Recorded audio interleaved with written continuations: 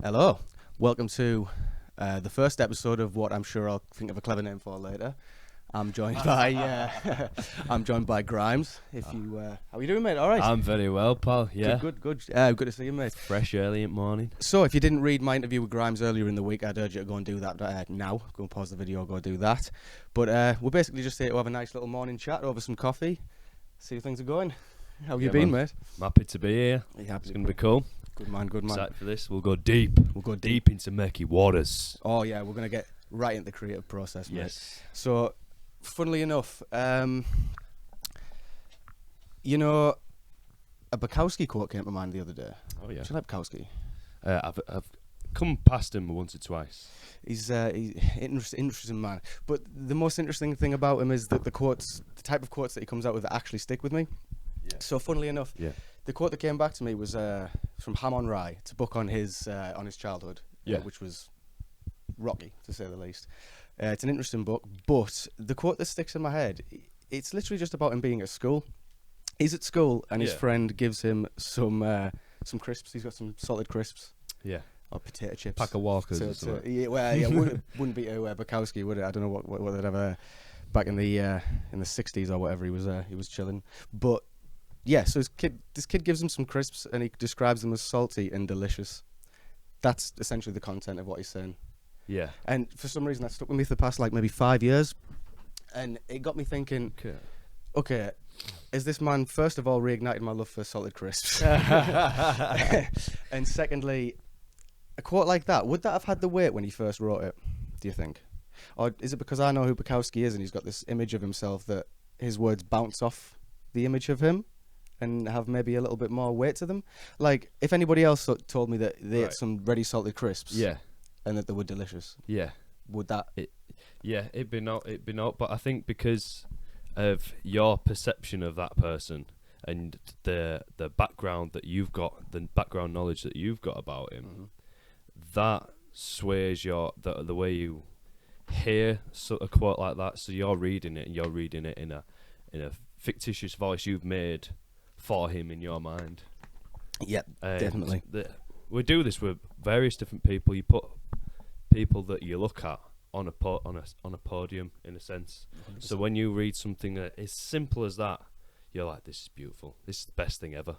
When really he's just talking about a bag of crisps. He's just talking about his day. But that's the beauty of Bukowski. He was always just talking about his day, and for some reason it stuck with people. It's how you put it. I see him as a bit of a poetic journalist rather than a full-on poet. Poetic journalist. When you are a journalist, or when you're trying to write something related to that, you're trying to put all different ideas in the most simple way possible. All you're trying to do is convey an idea simply. You've got to cut it back, cut it back. Yeah. And all he's doing is telling you... Strip it all away. Exactly. He could put he could have about 5 different complex emotions going on within eating these 3 bags of crisps. And that's more flowing through you as a reader. I think that's good poetry. When you were writing your novels, you were looking at different types of writers. You were looking at descriptive and raw and visceral sort of ways of writing, rather than going into journalism. Now you're looking at how things are stripped back and in their simplest form. 100%. So you're appreciating that piece of writing even more now because you're in this mindset. Oh yeah. Me personally, when I first started writing, like you say, because I tried to go hard on bigger length pieces of writing and things in the first place. Because I was a fan of The Hobbit and Lord of the Rings and stuff like that as a kid. I mean, that guy would go on for pages about bollocks, man. Let's be honest, he really would. But it was brilliant. So actually starting like that and trying to get the depth in there at first, and obviously drowning in it a little bit probably at some point, and then being able to strip it back for another format and appreciate that within the novel writing as well. Now my books aren't long, man. You know what I mean? I'll get a big story out like that, and that comes with the journalism, and I think that's a good thing about Bukowski as well. Questionable man though, let's be honest. But weren't they all? I think we're only reaching a point now where artists can be good people, man. It's getting to that point now. They've all got normal lives, and they're all they might write these amazing things, but at the end of the day, they're people just like you and I. Yep, they're just people. I mean, at different points in their career. And the more grizzled, sometimes the more vibrant they are. Unfortunately, look at Hunter Thompson. Quiet you. Look at Hunter Thompson. Look at Tom Waits. Yeah, Hunter Thompson's great. Not the best guy though. If you knew him back in the day, probably. You know, he was a bit of a nightmare. Let's be honest. Fear and Loathing, absolutely phenomenal. Yeah, and that's like it's more of an autobiography definitely of shit that happened to him and an adventure in his own right. Oh, it was his own unexpected journey. Yeah. Oh god, I'd have to think that And he he's a halfway journalist expected as it well. by that point. He was a journalist as well. I think that might be what swayed me in the first place. To be honest. Yeah. I used to, unfortunately, as a kid, not to like this like Andrew Tate levels of worship you see nowadays, but I mean, when I first watched Fear and Loathing, went straight for the book, read Fear and Loathing, I thought, you know, as a kid, you don't see the little cracks in it. I thought, this guy's a genius. This guy's a man. And then you watch like documentaries on him, and you go, oh god, he was a genius. I think Or you he had need to genius, be. but we'll get into that. You need to have a lot of crazy in you to have the same amount of genius. Yeah. 100%. Like for him to create something such as Fear and Loathing, he had to be a certain type of personality to experience that in the first place. If he was his perspective introvert and he stayed in his house writing books all day, there would not be. He'd have been Lovecraft. Yeah. It would have been Lovecraft. totally different. It's his very experiential life that has influenced his writings. 100%. And that goes for you play off any your own creative, experiences, don't you? That's how it goes. Absolutely. Like I think a lot of like my own stuff, not to always go back to my stuff, but I think a lot of my stuff is very rooted in like very blue collar experiences. Yeah. You know, I think because you know, sci-fi that I write is very dystopian. Yeah. It's all about shitty workplaces. Yeah. You know what I mean? A lot of that comes in. I've just found it later on. You know what I mean? That wasn't the intent, but I just It see comes that from through. your upbringing, where you've been, You what fed you've these done. things. Yeah. You fed these things. That was what like. That's why I was glad that you said had genius, not was genius. Yeah. Because I was going to get onto that a little bit. I wanted to talk a little bit about the creativity and the creative demons as well, because you mentioned your book. I haven't read the book that you mentioned, Slaying Creative Demons. Yeah. It sounds very interesting. I'm gonna get into that. But the more I'll interesting lend you the thing, book. Thank you. Well, no, I'll read it. But the more interesting thing about you saying that was how the book I've read that really enlightened me on it. Yeah. Took such a different tack. It's not about slaying creative demons. It takes the creative demons as a very ancient Greek sense of demon, where you know the creative muse. Yes. It's the same sort of thing.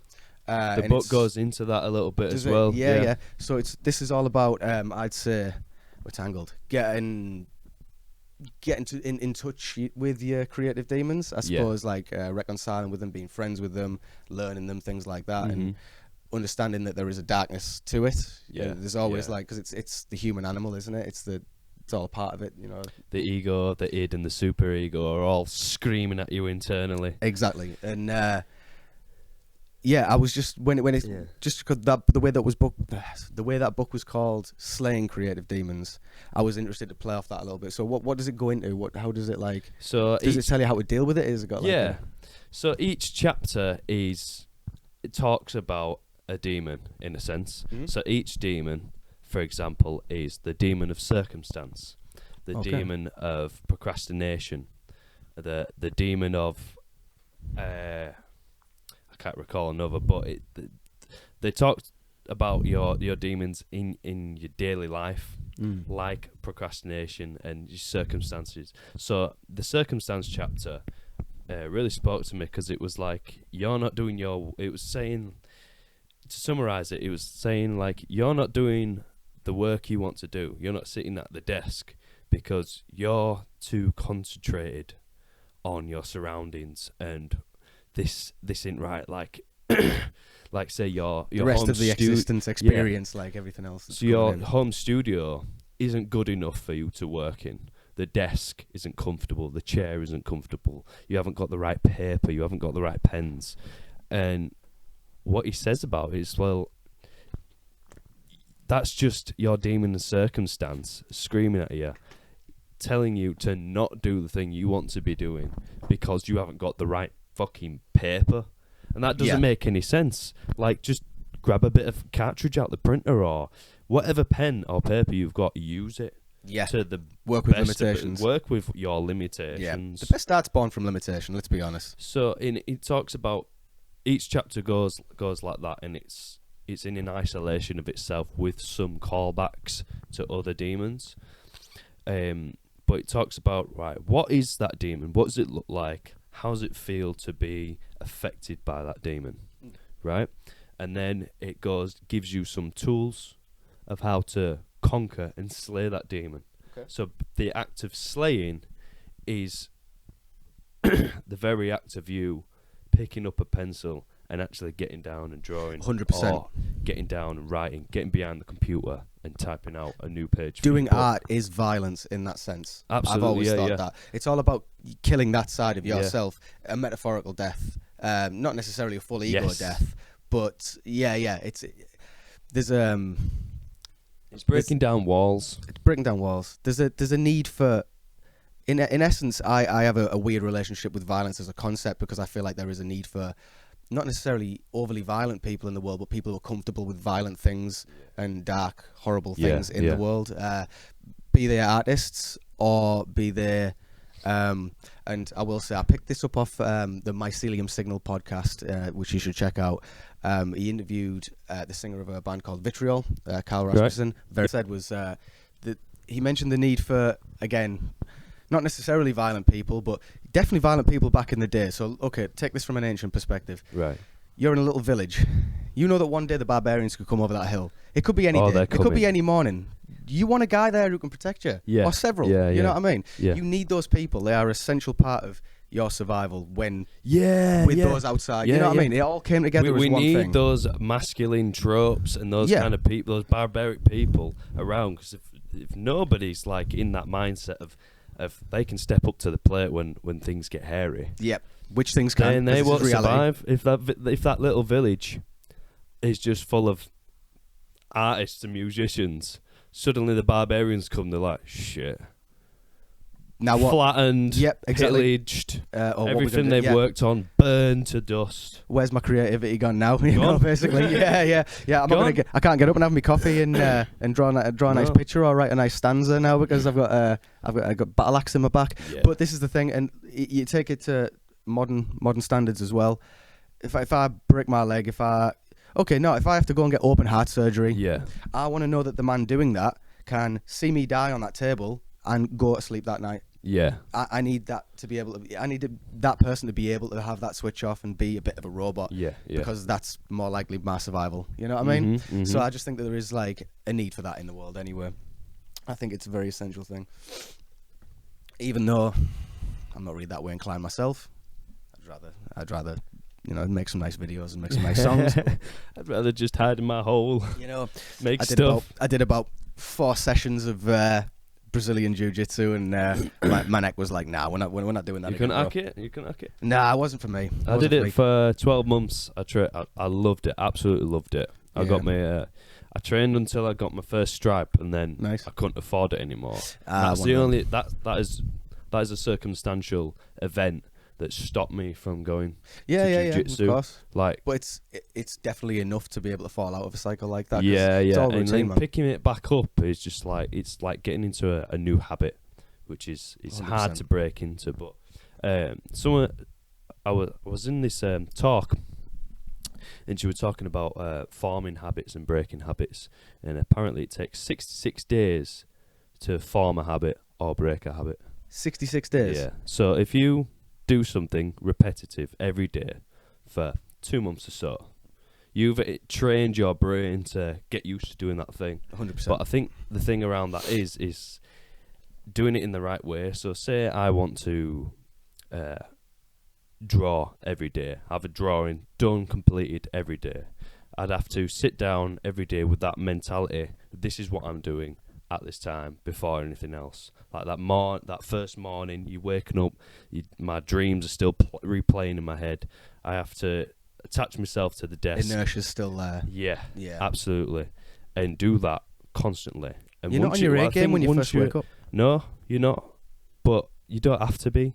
You just have to express. Yeah, you just have to try it. It's like picking up the guitar first thing in the morning whilst your kettle's boiling. Yep. It's just to pass the time and to allow yourself to wake up a little bit, and some beautiful things come out of that, because you're not attached to I need to be really good at this. You're just like, I just want to pass the time. I just want to get pen to paper. You're doing it intrinsically is the difference. Doing things like this intrinsically, or as autotelically, as I think I've heard it called, just for the sake of doing it and things like that.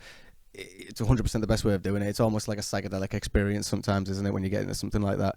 Especially when you say picking up the guitar on a morning, you might be just jamming a random little riff that just comes into your head, and that might start developing, and all of a sudden you don't exist anymore. You're attached to a flow state. Yes, you sink into that without even trying. Yep, 100%. And you can lose a lot of time that way. Have you read Mikhail's Flow? No. He was the man who coined the phrase flow state. Yeah. It's a very, very, very good book. It's basically a self-help book without a self-help book. He starts by saying, look, there's no steps to this.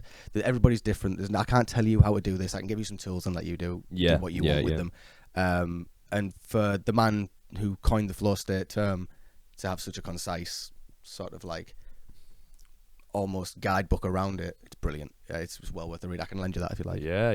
Do a little book swap. Yeah, we'll do a book swap. That'll be that's cool. great. You can take that away with you today, mate. But like the Criterion closet, you know, give you a few books to take away. But I was thinking about that, the creative cycle, because it is a flow. You know, obviously the brain and us, we're a process, aren't we? We're not a thing. We're a process. It's all about changing the process and altering your process, which is just repetition and routine. But creativity in itself is a bit of a routine. Everyone gets low points, right? Yeah. And that's natural, and that's almost like a demon in itself, I'd say. I have had to learn to reconcile with my own low points a lot over the years. Yeah. Because I think it's easy once you do hit a bit of a dip, because you've been on such a creative high, which it's a drug, let's be honest. Yeah, massively. All it is your tolerance is heightening, and it's like you're getting all your serotonin sapped all of a sudden, aren't you? Because you've had too much of it. But I think it's very easy when you get into that state to become frustrated with it, to spiral further just because of your own mental processes, because of the way you're reacting to things like that. You beat yourself up because you're not performing at peak capacity. 100%. Do you have a problem with that at all? Yeah, absolutely. It's the idea of I'm doing this thing and I'm going to get endorphins from it and feel good because I've drawn something really cool, and then you get that dip. After an endorphin spike, you get the dip, and you've got to know how to battle that. And I think when I personally hit those low points, it's a struggle. It's like the internal battle I'm facing is like, I need to be doing X, Y, and Z by this time. I need to accomplish this by today. And when I don't accomplish those things, it's self-destructive and detrimental in a way. But I find myself reminding myself, like, I've got time. Yeah. I've got time to work on these things, and I can make it up when I get those. As long as you can reconcile with that when needs be. That's the main thing. Reconciliation is a virtue, but you can't just fathom it. You can't grab it. Like, I'm going to reconcile right now. No, you create. You have to create. You have to cultivate it. Yeah, it's all about momentum. I find with me, it's momentum, and my brothers and sister is the same way. We all need that momentum to keep going. I find that if I build up the momentum, like I'm working on projects, I'm doing things, I'm making finished things throughout the year. Yeah. I get to a certain point, say like Christmas time, you have this big break, 2 weeks of just feasting, drinking and having good times. You'll do some creative bits here and there, but it's not like you're still in that. You're not your cycle, you're not your routine still now. So I've experienced it this year, and I guess I experience it every year, and I know it's coming because that Christmas period, it's an evil thing. It is, but like I say, momentum it's like a demon. But it's like, I think I just have to learn to reconcile with mine. I just had to learn to, if the dip hits, just go, all right, just ride it. Yeah, I'm going to be bored at worst, really. Yeah. If I can just accept the fact that I have dipped, maybe even just take a few days, even a week, 2 weeks, fuck it. You know, you never know how long it's going to take. Yeah. But it's going to come back. Knowing that it's going to come back, I'll chill out, I'll watch a bit of TV, I don't know, I'll read a book. But to be honest, when you're on a dip, even reading a book can be quite hard, can't it? Because reading a book can be quite creative in itself, because you're creating the scene, you know, interpreting text, and it's even that act in itself. Sometimes the brain's just like, no, I'm dipping, man. You know, just feed me something. You've got to listen to your body and listen to your mind. 100%. Listen to what you need. If you can't concentrate because there's too much going on in your life, or you're just tired. Mm-hmm. Accept that you are tired, and well, I need some rest. get a cup of tea made, a few biscuits. Yeah, exactly. Some salty crisps. Salty. Oh, some very Just delicious sort salty crisps. Try to listen to your body and see what you need and learn from that. When something works, take note of that. 100%. Take note of that and do that again next time you have that dip. Definitely. For me, it's like having a nice hot drink, going for a walk somewhere, coming back, or just going for an experience. Like even reading a book, that's an experience in itself. You like go on this journey in your mind, this visual journey. You build up all this imagery and story, and you're wondering where it's going to go. You come out of that, and you're like, oh, I've got some new ideas for my own shit. Yeah, all of a sudden you've been because you haven't been forcing every idea you have into something. You've built up, you've cultivated a little bit of a background in your head. Cultivate, that's a great word. It's like you got cultivated mental energy, culture and experience, and that goes into your pot of like this psychedelic brew that then you spew out in a creative form. But this is the thing: this creative cycle almost is like a psychedelic cycle in itself. The way it flows around, you know, the way you can grab onto it or you can leave it going, and it's like, like conceptually and kind of like metaphysically almost, it is a little bit psychedelic. In a way, it's a war. Yeah, it is like a war. This internal battle. Like when you're winning the war, it feels amazing. Like I'm just triumphant, slinging dick and just doing so much good shit. That's it, man. And then you're like, fuck, I'm on the back foot here. Yeah, like where's it gone? I've got to retreat, get the boys behind the trees. Yep. Where's all this advancement gone? Where's this sense of progression that I've been thriving on? Artillery at the wall. But we are creatives. We are just druggies, man. You know, we felt that once. We felt that joy once, and we just strive for it again and again and again. But the good thing about doing it the way we do it and not literally just doing it as a druggie is that we're creating things out of it. Like this is why I like metal, right? Metal music, heavy music, dark music. Drowning Machine, by the way, check some of this out, by the way. This is have you got anything new coming out soon? We're getting our warriors together. Oh, you're getting the clan together. We're getting the warriors together. So the biggest thing right now is we're looking for a decent drummer. We've got my mate Chris in mind, Chris Nottingham, who does a lot of hardcore bands. In the Dub Club, but he's such a busy guy, man. He's such a busy guy to just get him for an hour just to listen through everything. How many other bands is he in? Exactly. This is drummers, man. I don't want to ask him that. You don't dare, do you? Because you just know it's never going to work. No, we're excited to hear some new stuff about some new stuff from you, man. But the thing about metal for me is that you are generally, I'm not going to say that for all, because I know when you're a kid it can be a bit of a cliche thing of just like, oh, fuck you everyone, I'm going to, like listen to Slipknot. That's, it's therapy. It's petulant, but you know what? It's true. It's like you are taking bad feelings generally and making something good out of it. To a lot of people, you're making something completely beautiful out of it.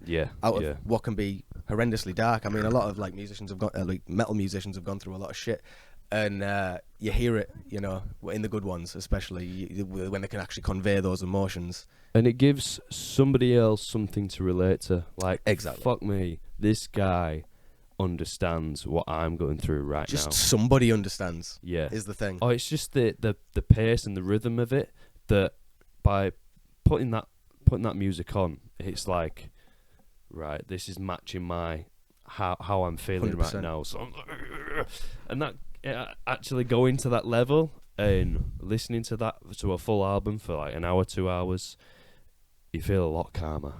Oh, you can. Like, it channels all that aggression. It's absolute therapy, and I find that recording vocals for it is also a form of therapy where it's I've got all this angst.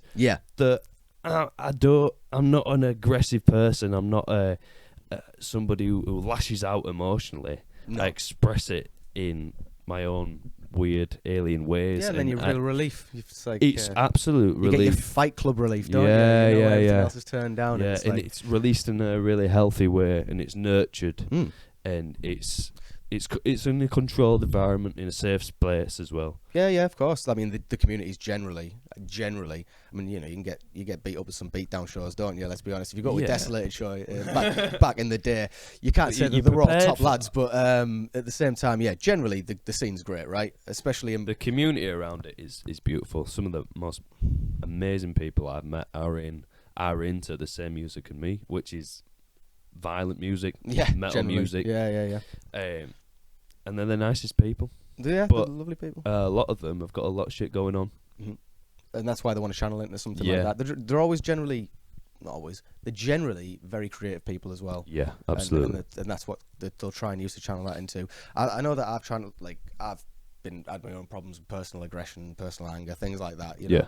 And I channeled a lot of that into a lot of heavy music over the years, and it's helped me tenfold. But I also suffer with a lot of ADHD, which I think draws me to hip hop quite a lot as well. Yeah. Because this is what I was saying about, like, a big thing for me is, let's say if I've got a long drive, I need something to engage with. Yes. I mean, everything's a long drive, really, isn't it? Let's get poetic. But, like, I do a lot of that with work. I'm driving around here, there, you know, I have 45 minutes here, 45 minutes there, different houses, and sometimes you can set off on one and just go, I've got nothing to engage with, and the ADHD starts going. Yeah. And that's why you just get a bit of MF Doom on. Yeah. You know, you just put on something wordy, for me anyway, because I like words anyway. Yeah. I think that's drawn me away from the aggression a little bit, and it's helped me find a little bit of a flow state within that. Gives you an anchor. Yeah. Instead of just like, keeps your mind. I always need to be releasing this aggression. I think that makes me feel more aggression. You know what I mean?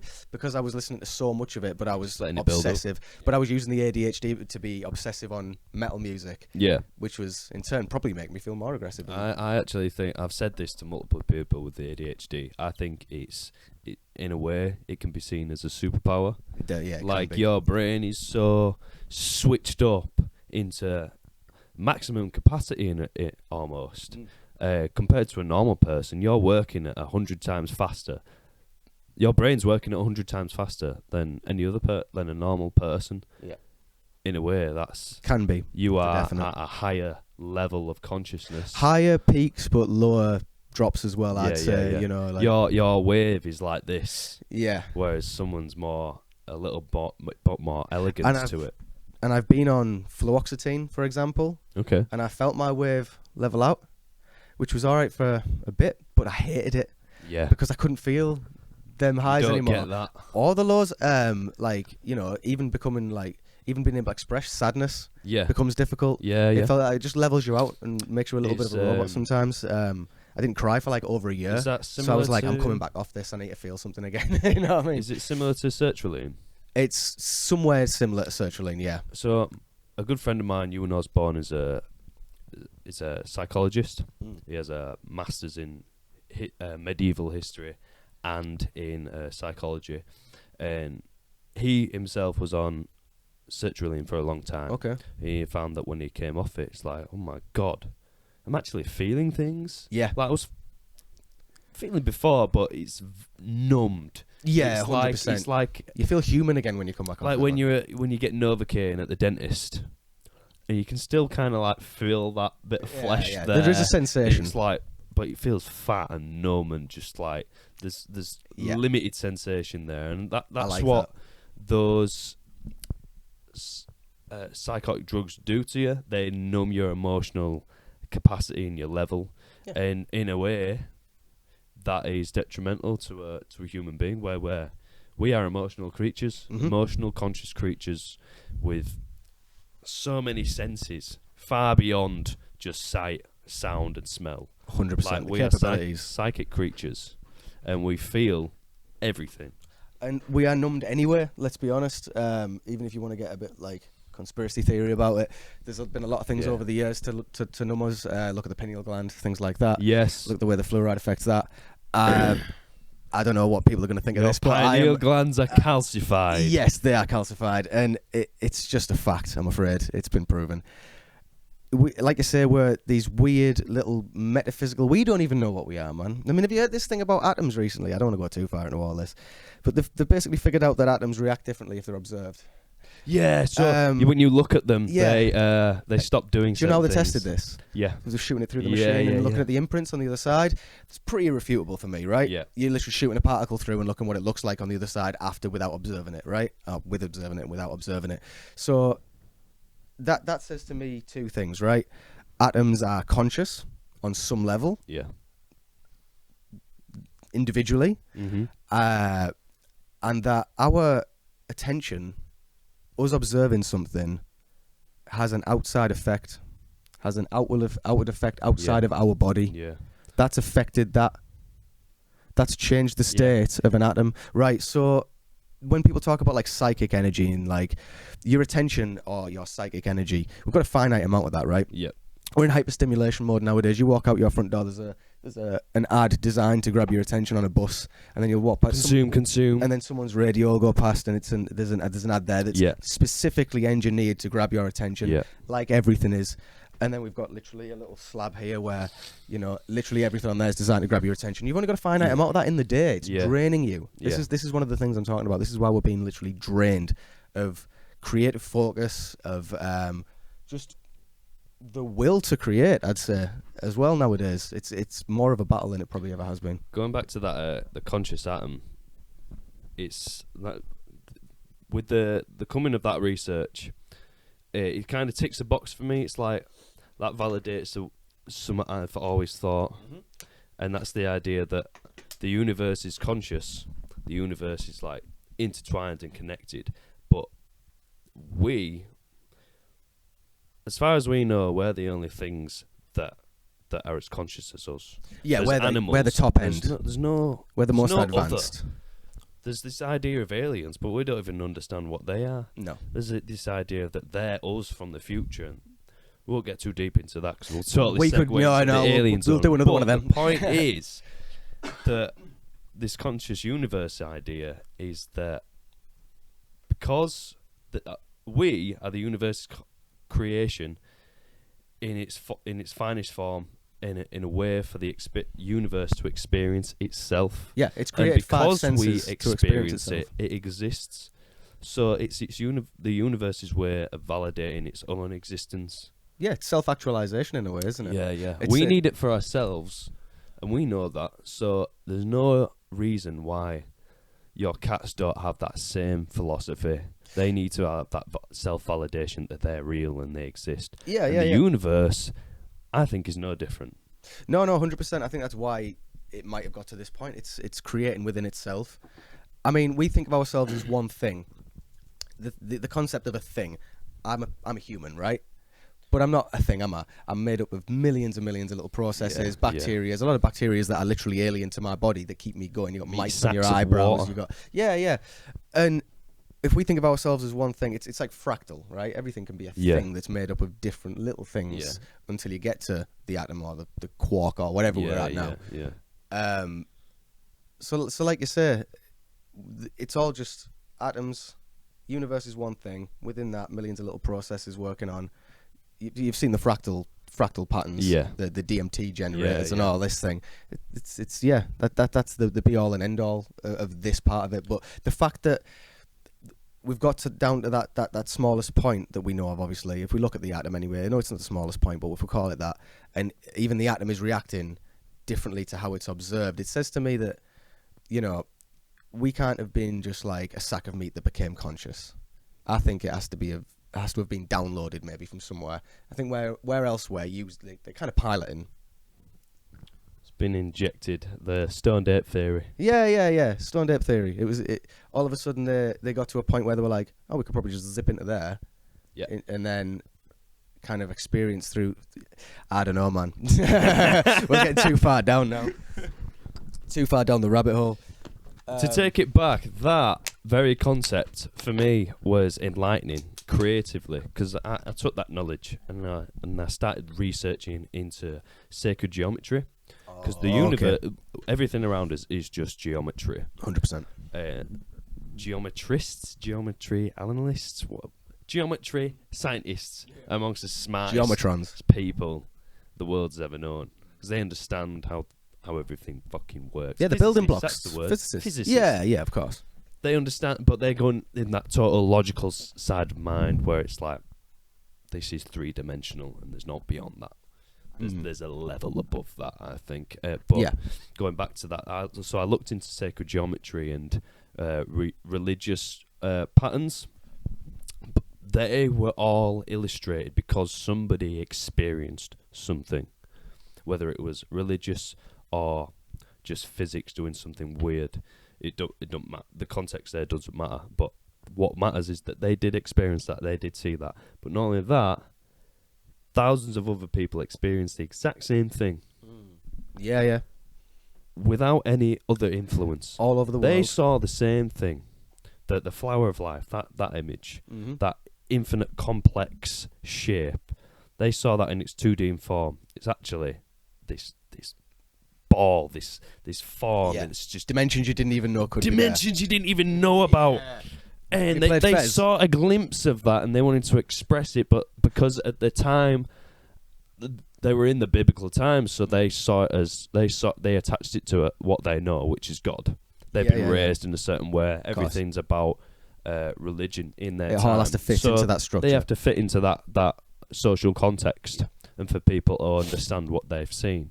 So I've looked into all this sacred geometry, and I'm looking now into the illustrations the Mayans created, their language. They wrote in hieroglyphs, like the Egyptians, Mayans but did. they had their own way of doing it, which is, I think, far more beautiful and far more. It's like written down ways. It's like a mix of imagine Egypt meets Japan creates the Mayan language, Mayan written language, but it's very limited, very visual. Yeah, very visual, like those Mayan colours that you can see in your mind.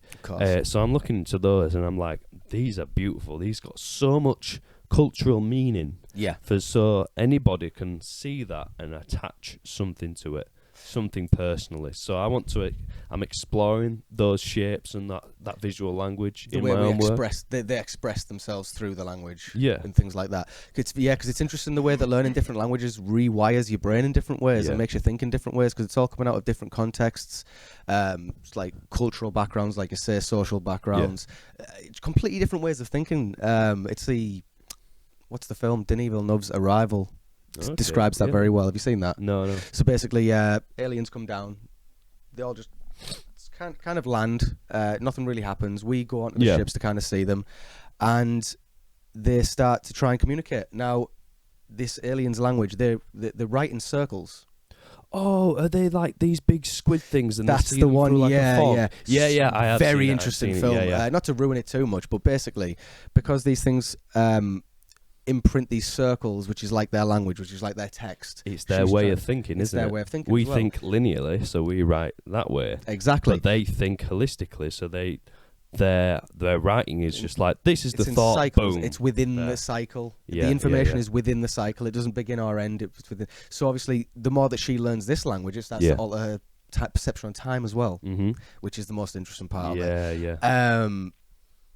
But it goes into how that actually affects, that actually applies to the real world. You learn a different language. You'll learn the Japanese have words for things that we, feelings that we probably have never even considered. Yeah. We will have felt, but because it's all part of the human experience, but we won't have considered because it's not in our cultural structure to take note of it in that sense. You'll have been told as a child, that feeling is this, but they might have a real overarching, in Russia, it might be completely different. That's the way why art and music is so much more beautiful than, no offense, the written word, because you can communicate an idea or a feeling through this format which everybody can understand. Yeah.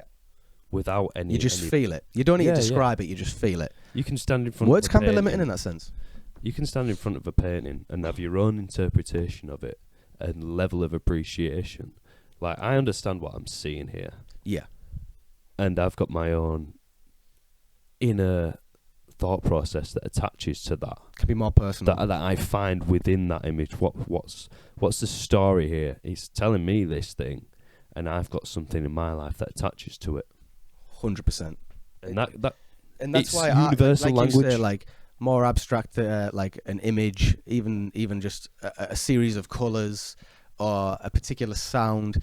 Even if you get into things like, do you like Merzbow, any noise music, any weirdness like that? Yeah. The most aggressive sounding noises, it's just horrible machine noises. Yeah. But you listen enough and you kind of see where he's coming from expressively with it. Yeah. And it does evoke some kind of emotion somewhat. And it's odd how that can be way more of a personal thing. Like, describing Merzbow, for example, as somebody, not that Merzbow is my top noise artist, but like he's one that springs to mind that more people will know. Trying to describe pull steaming to somebody, which is literally just radio static, getting tuned in different ways, and try to tell somebody why you appreciate that piece of music. It's no easy feat, especially not somebody who's like entrenched in the creative world Yeah. in that sense, and has experienced something like what's he called, Ryosuko? Have you seen something? The guy with the snare drum, Yeah. Japanese guy with the snare drum, did auxiliary. Yeah. We supported him, man. Like a lot of people were just laughing, but his energy, man, it is odd.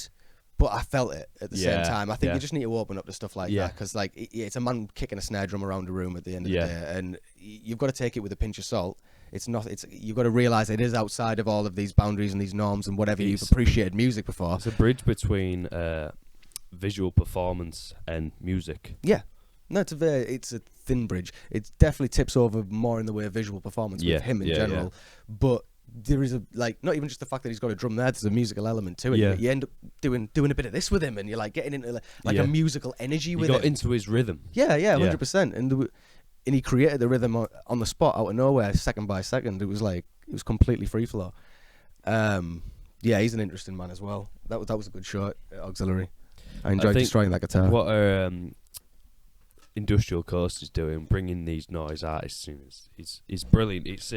It's totally interpretive, experiential music, because what they're doing is trying to express to you an idea, a feeling, and a lot of times it can be interpreted as this is bullshit. This is not music because it has no beat, it has no rhythm. But that's not what they're trying to do. They're trying to convey a message through sound. Yeah, they're trying to convey an emotion and reach somebody. They're not trying to reach everybody. They're trying to reach people like them. That's why you call them noise artists. Noise artists, because they paint with noise. Yeah, they're artists. They're not necessarily musicians, even though they are creating some form of music. I'd still call it music, but they are more overall artists, aren't they? Performative, generally performative. If you look at bands like White Horse, things like that, that guy's voice, man, he's an animal. I mean, he just sounds like someone's uncle who's just lost at darts down the pub at the end of the day. But you feel it, you get in there, you're like, you know, he's got this like rage in him over this horrible noise. I think it's better to experience it live because you actually feel the vibrations. Oh, 100%. Like, through a headphone, it's a numbed experience. It's in there. Yeah. 100%. You mentioned in the interview that we did that you were involved in a couple of things with Play coming up. Yeah, so what's going on with Play and Play Brew? Play Brew's dissolving as an idea. The brewery's been stripped out, all the equipment's been taken out, sold, and the owner's pulling out. He wants not to do with it anymore because it's not making any money. But we, as a venue, are unaffected because we're still running events, we're still open in that whole process. But Aaron and a business partner, Andy and Michaela, taken over. But we changed the licensing from brewery to events venue, and we're just going to do events. We're not open as a bar. We're just events. Good. That's what's successful. That's what brings the community together. That's what we need at the minute in the Absolutely. area. 100%. And our room capacity gets a little bit bigger, and we can do loads more things. We don't have to ask for things; we can just do them because the guy who wants to do it is the person calling the shots. Brilliant. So something like decorating the walls, which I'm going to be doing, of course, is a good start. It's a good way to like, right, this is the start of the chapter. Let's paint a mural. That's great though, because I think a lot of problems that a lot of venues have in the area are that the people in charge don't necessarily have the same ideals as the people as the ones that are getting in there trying to make a difference now. They're just trying to run a business, a lot of them, and not to badmouth anybody in particular, but if you put a lot more effort into promoting, into making the artists happy that you're getting in, into giving them good spaces, like you're saying, things will go well. The community's better, the culture's better. And it's good to see that somebody's actually trying to do that. And I'm glad that you've actually got somebody in charge that can make that happen potentially. Well, we're number 2 on TripAdvisor already, as it is. So there you go. We've got that in the bank. That only like projects us further into the future. But so what I'm going to be doing is where the banners are, we're taking all that down, giving it a clean, and painting a mural there, but it's not going to be the focus of the room. Okay. Because the stage is the focus. That's where all the action happens. My practice is I'm a creative placemaking practitioner, which is a big term, but Love that. that's the way to attach it correctly, right? Yeah, no, definitely. Because I feel when people describe me as a graffiti artist, that is actually it's incorrect. Reductive. It's reductive. It's reductive because graffiti in somebody's mind, the normal person's mind, the idea they get is letters and writing on the wall and tags and Criminal activity. criminal Let's be honest. activity in a way, vandalism. And what I do is I change a place. I make the psychology of somebody sat in that place or walking down an alley so much better. Like the research I did in my masters of how large scale artwork affects people Interesting. Yeah. on a psychic and emotional level. So Even you just take a people walking past. you take a dark alleyway. Nobody walks down there because they feel they're gonna get stabbed or whatever by going. Any down implications there. of an So alleyway? Yeah. So Yeah. they take the street, but suddenly you put a massive painting there. Oh, that looks cool down there. Oh well, it must I'm be. going to take that route on my walk to work now. This alley's noticed. Yeah. People are looking at this alley. Yeah. People are. This isn't just some back street that nobody goes down anymore. This Yeah. has been. This has art This on is it. a place. This is a place. You've took the liminality out of it. Yeah. Which is a good thing about art because except for what would they call it? Hotel art, motel art, things like that can be quite liminal. But Yeah. I think art in general, especially the very vibrant styles that you do in the streets, for example, Yeah. a lot of good graffiti artists anyway, because Yes. there's a big They spectrum. can do amazing things, but the normal person's idea of graffiti is not those amazing artists. Yeah, you're taking the anxiety out of the place, man, a Yeah, little bit. yeah. You're adding warmth, Yeah. and it does. It translates. It's great. So that's what I'm doing. I'm adding to the space. I'm adding story and cultural vibrance.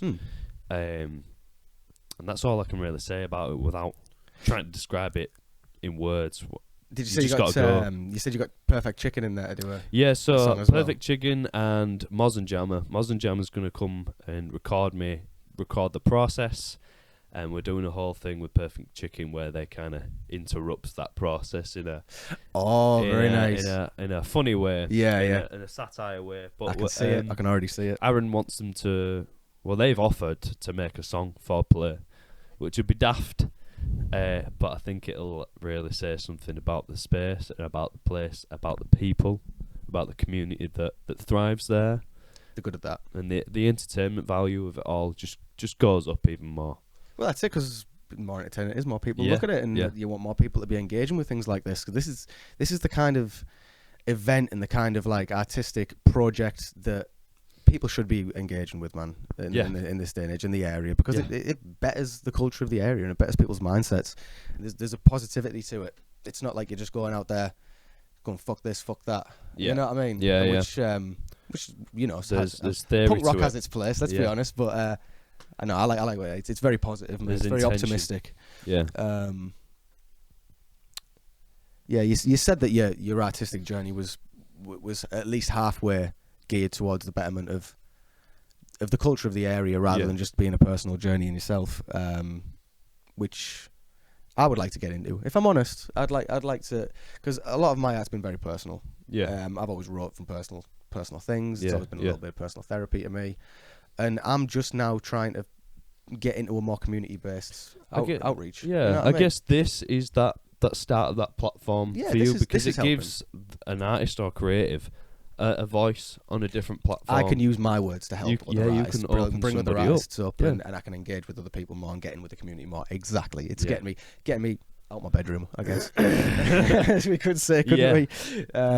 That'd be great for that. And obviously working with, I went to a great In the Frame event. Yes, Obviously, I've been to a few myself. Alice and Connor have a massive hand in. I think Alice runs it, doesn't She's she? a powerhouse, Alice. She's a powerhouse. Let's Yeah. be honest. I think she runs everything she touches. But like, I think I don't know what her exact position is in the frame, but it's brilliant. I'll be going again this month. Have you ever been to one of those? Yeah, events? yeah. I went to them in the beginning, just to see what the score was and what the community there is, and turns out it's full of creative weirdos like myself, Oh, it's just great, isn't it? I in know. the film format. So I didn't expect it myself, man. yeah. I didn't expect the reception.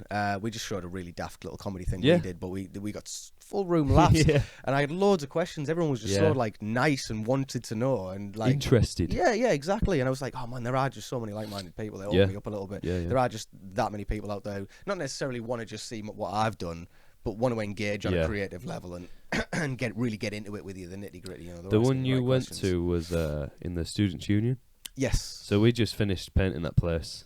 Me and my good friend Lily Rose. So everything that's on the walls, that's all my stuff. Is that actually? No way. Oh man, it looked great in there as well. It's such like a space, isn't it? The Northern School of Art, right? Yeah. I'd never actually been before that, so no way. Well, just before we've wrapped it up in December. Oh, sick, man. Yeah, it looked great in there. I didn't know if they'd just done it out for that, because I was thinking it looks like a real event room for stuff like this. Yeah, it looks mint on camera. Oh, with all the chairs 100%. And everybody in the space. Yeah, that's what I'm talking about. That's like, because people, if those walls were just white or grey as they were before, it's not as. It doesn't feel as a creative space. You don't feel home creatively. Yeah, you don't feel at home. Yeah, it's creating it's homes not clinical, for creatives. It doesn't it can feel like a hospital or something. Yeah, It can feel liminal and clinical. Yeah. I'm very interested in the way liminal space. I think I'm going to have to write some sort of paper on liminal spaces at some point, because the way that they affect the mind is just absolutely crazy. You look at an airport waiting room, like when you're in the seats. That place, without that one very specific function, wouldn't exist. Yeah. So it feels like it's barely a place. There's no. Yeah. There's nothing to engage with. Limbo. It's limbo. It's a limbo place, and the fact that places like that can exist, even though it's just something physical and just like doesn't have, I don't know, a picture on the wall, or doesn't have, it feels deeper than that. And the fact that we can create those kind of like experiences out of nothing but an empty space is quite crazy to me. Yeah. It all fits in as well. It all fits in with the demons, the universality. Yes. Yeah, crazy stuff, man.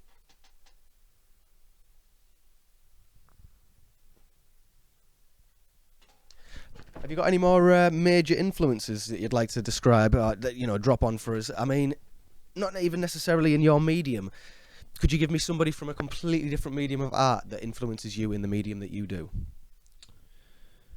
Let me ponder on that for a second. Take your time.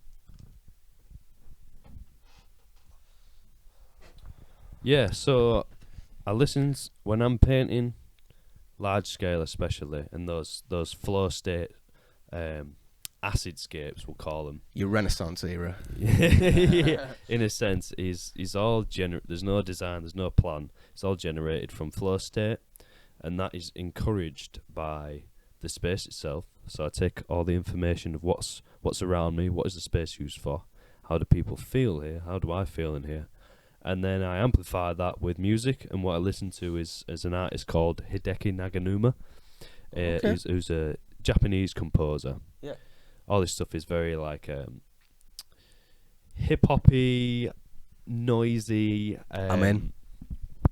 And got that weird Japanese layer to everything. Yeah. Sample heavy, and I love the Japanese feel. Totally unserious. Yeah. And it's just it encourages. They do jazz more jazzy. They just do everything to a Japanese level, and I mean that in such a good way, because it's always amplified. Yeah. It's like they'll take something and they'll go, no, we can do that better, like creatively. I can do that harder or more complex or more like just like Mario Jazz is the best one. All these new Nintendo games, you hear the songs that they put on, even just on their adverts and things like that, and I'm like, man, so Japanese feeling.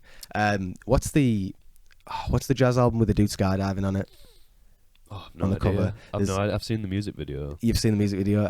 It's beautiful. It's such a good album. Sorry, we were talking though.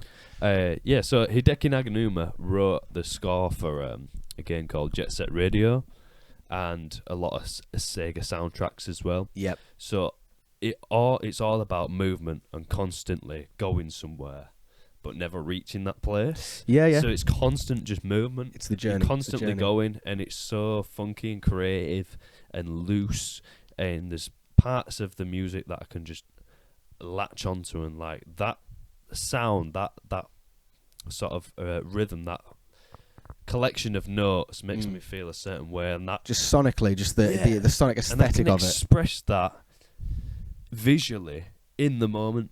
Yeah, And there's something very beautiful about that, and something nice. that I've recently discovered, like that way of painting and that way of working. I've only discovered in the past year, and it was like an epiphany. Nice. And Put you in a state. yeah, and I was like, I really enjoy this. I enjoy this experience. There's no outside thoughts. There's no design process of me thinking. There's a little bit towards the end. You're letting just music flow through yeah. you into visual art. It's That's just yeah. it comes into my soul, comes out of my arm. Pure. That is know? pure. Yeah, no, 100%, man. I love that. Yeah, there's a lot to be said with there's a lot to be said for listening to certain kinds of music when you're creating certain kinds of art. When I'm writing, I like to listen to things that play off the themes of what I'm writing. Yeah. So I wrote, I've got a book getting edited at the moment called Paradoxum. Okay. Basically, it's very, very dark, real gritty horror. Yeah. Now, takes you in a lot of different directions. But essentially, it's about a firefighter who ends up stopping becoming a firefighter for reasons and ends up becoming a fire watchman in a national park. You know, the big old wooden towers. Yeah. So there's videos, you'll see it anyway, like watchtower ambient videos and stuff, rain, certain sounds, radio sounds, and you meditate in those sounds for a moment, and it puts you in that place, and maybe read a couple of stories about people who've actually been out there, the things that they had to do, little things like, for example, with that, they used to have they've got a storm stool, so it's a little 3-legged stool, only big enough to squat on, really, with glass feet. So if there's a thunderstorm, you have to sit on that in case the tower gets hit, so that you've got the glass feet as insulators. Oh, okay. So you could be perched on the stool all night while trying to regulate things in the tower, while there's a massive thunderstorm going on. Okay, yeah. So it's little things like that bring you into this world, and like you say, but it was more down to the sounds and the noises I was listening to. Maybe I'd listen to some like kind of moody acoustic. No singing or anything, just some moody acoustic. Because I can't listen to anything with words when I'm writing, because obviously the words start playing with the consciousness too much. Things like that. It's like writing rap to a beat, you know. You're just having a little consistent beat going, and you just start flowing on it. Music helps a lot. I think it's interesting how different mediums can help each other creatively, and how knowing how to be musicians and also having other kind of understanding that musical process as well can also help the other mediums that we actually create art in. Have you tried writing somewhere that isn't behind your desk, like this Paradoxium? Have you tried going out into the forest? We did. Totally isolated and just right there. Have you seen the van? We've got Maggie's got a Renault Traffic. It's converted with a bed in the back. It's all panelled out, wood panels, projector screen and all that. It's got the works. This guy did it out with his heart and soul, and then got something bigger and sold it to her for like next to nothing. So we can we just go out to if you go park for night, it's an app. You can literally see all the free car parks, overnight car parks you can go and stay in. So you can just drive out in the middle of the woods and just go and stay. We got stuck out just outside of Dundee actually for one night, which was crazy. But I used that a couple of times to go and write a few things. Because Paradoxum itself's got such a isolated feeling to it. It's nice to be out there in the dark and feel a little bit of that fear and feel a little bit of that isolation. Put that into it. That's why writing horror's self-destructive sometimes, man. Because you're like, well, I say writing the darkest part of you. Yeah, and then me and Curtis start making films, and he's like, "Oh, you should just act in this film where you have to be really depressed for 25 minutes." And I'm like, "Yeah, bet." And then I'm like, "Oh, well, I suppose I should actually be depressed for this." So I embrace the downward spiral a little bit for that one, and you can see it in the film. It works for the film. Was it good for me? I don't know, man. Maybe not, but this is the thing, isn't it? This is what we deal with. Came out alive. Yeah, I came out alive. And we've got a pretty cool little short film out of it for however long that's gone. But don't get me wrong, I don't think that's affected me mentally in any way. It's just I just think it's interesting the tightrope walk of suffering for your art. Yeah. But you're still doing your art to enjoy it, and because you love doing it, even though you're suffering for it. And it's like it's like a masochistic love of the suffer, isn't it? You know. But yeah, I think that's probably a pretty good place to draw the line today, mate. If you were.